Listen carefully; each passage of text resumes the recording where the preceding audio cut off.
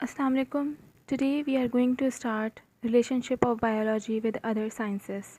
मतलब बायोलॉजी का कैसा रिलेशन है दूसरे जितने भी और फील्ड्स हैं उनसे, बायोलॉजी का क्या रिलेशन है और किस तरीके से बायोलॉजी सर्व करती है उन फील्ड्स में भी. Biology is a multi-dimensional subject and linked with other sciences. For example, the movement of animals follows the laws of motion in physics. Biology is considered as interdisciplinary science which is related with other sciences. Some of them are mentioned below.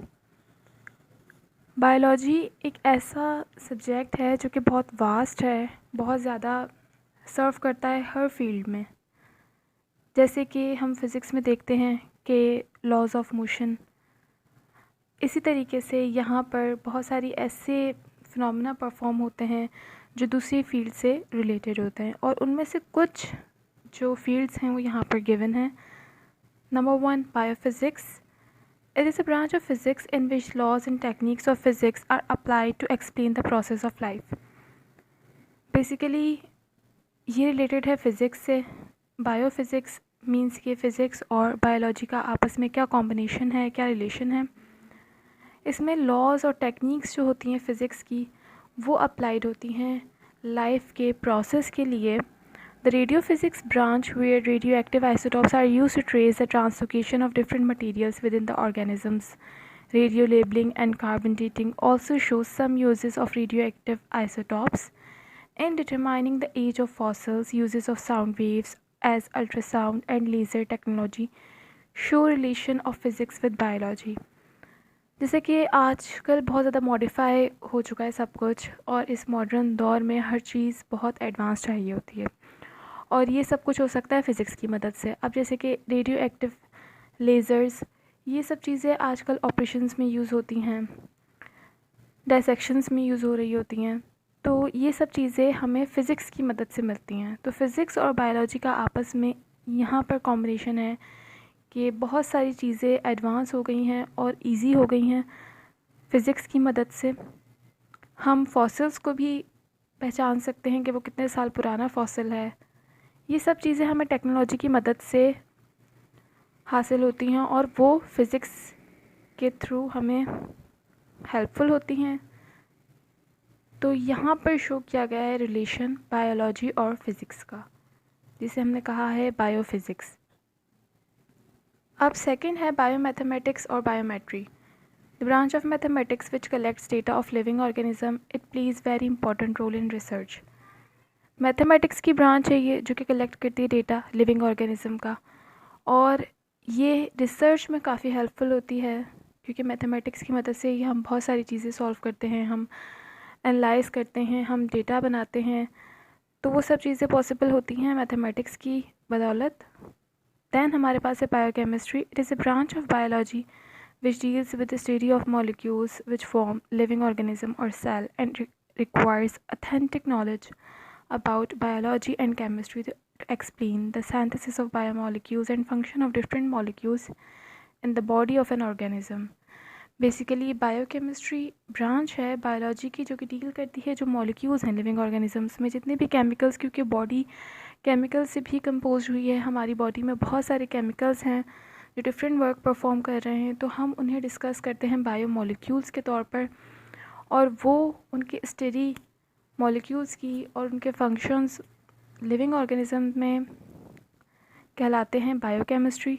Then biogeography. It deals with the distribution of different living organisms in different geographical regions of the world. Many living organisms are restricted to the particular geographical regions due to environmental conditions. Biogeography में हम discuss करते हैं कि कौन से animals कहाँ रहते हैं, कहाँ रहना पसंद करते हैं और कौन से एनिमल्स हैं जो अपने इन्वायरमेंट की वजह से बहुत रेस्ट्रिक्ट हैं और वो उस एरिया के अलावा कहीं भी रहना नहीं समझते ठीक, क्योंकि उन्हें वहाँ पर डेंजर जोन लगता है. तो ये सब चीज़ें हम डिस्कस करते हैं बायोजियोग्राफी में. दैन हमारे पास है bioeconomics. This deals with economically important organism involve in the production. Example meat production etcetera are calculated for cost value and profit value. Bioeconomics में हम डिस्कस करते हैं जो इकोनॉमिकली इम्पॉर्टेंट हैं, मींस कि हमारी इकोनॉमी की production के लिए बहुत ज़्यादा इम्पॉर्टेंट ऑर्गेनिज़म्स हैं, जैसे कि मीट प्रोडक्शन है, क्योंकि मीट वगैरह जो है वो सप्लाई के लिए भी यूज़ होता है, हमारी इकोनॉमी के लिए भी है, और ये सब बहुत इम्पॉर्टेंट है खाने पीने के लिए भी। तो इसलिए इसे हम डिस्कस करते हैं बायो इकोनॉमिक्स में। देन हमारे पास है कैरियर्स इन बायोलॉजी। बायोलॉजी में कौन कौन से कैरियर्स हैं? The career of student is subject to obtain a degree. The students who have chosen the biology they can plan to adopt some as a career in following fields. अब biology, अगर कोई student biology subject select करता है तो उस field में बहुत सारे कैरियर्स हैं, जिसमें से कुछ यहाँ पर गिवन हैं। सबसे पहला है medicine and surgery. Medicine deals with diagnosis and treatment of disease, and surgery deals with the repair, replacement or removal the affected organ. ये बेसिकली ऐसी मेडिकल की फील्ड है जिसमें हम डायग्नोस करते हैं और ट्रीटमेंट करते हैं उस डिज़ीज़ की, सर्जरी करते हैं। तो एक तो ये फील्ड होती है जिसमें हम अफेक्टेड पर्सन का इलाज करते हैं, मींस कि हम कह सकते हैं सिंपल वर्ड्स में डॉक्टर। देन हमारे पास है agriculture. This deals with the production of variety of crops, fruit, vegetables, dairy products, etc. Pakistan being an agriculture country, it can play a very important role. दूसरी field agriculture की field है, जिसमें हम biology के बाद agriculture की field में भी जा सकते हैं, क्योंकि एक बायोलॉजिस्ट को ये अच्छे से आइडिया होता है कि कैसे वैरायटी ऑफ क्रॉप्स की प्रोडक्शन की जा सकती है। और पाकिस्तान एक एग्रीकल्चर कंट्री है, तो यहाँ पर इस चीज़ का बहुत स्कोप है। नंबर थर्ड हमारे पास है horticulture. This is also part of agriculture in which work is carried out for the development of new varieties of plants and their products. ये भी एग्रीकल्चर का ही एक पार्ट है जिसमें डेवलपमेंट होती है न्यू प्लांट्स और एनिमल्स की वैरायटीज़ की प्रोडक्शन होती है हॉर्टिकल्चर में। मींस के क्वालिटी वाइज इम्प्रूवमेंट आती रहती है जब एग्रीकल्चर में, चाहे वो एनिमल्स हैं या हम यहाँ पर एनिमल्स में भी इंक्लूड कर देते हैं हॉर्टिकल्चर को, लेकिन ये वैसे रिलेटेड है एग्रीकल्चर से। देन हमारे पास है forestry. Forest are the source of biodiversity of plants and animals of many kinds which live there. It is important in development of new forest as well as preservation of existing ones.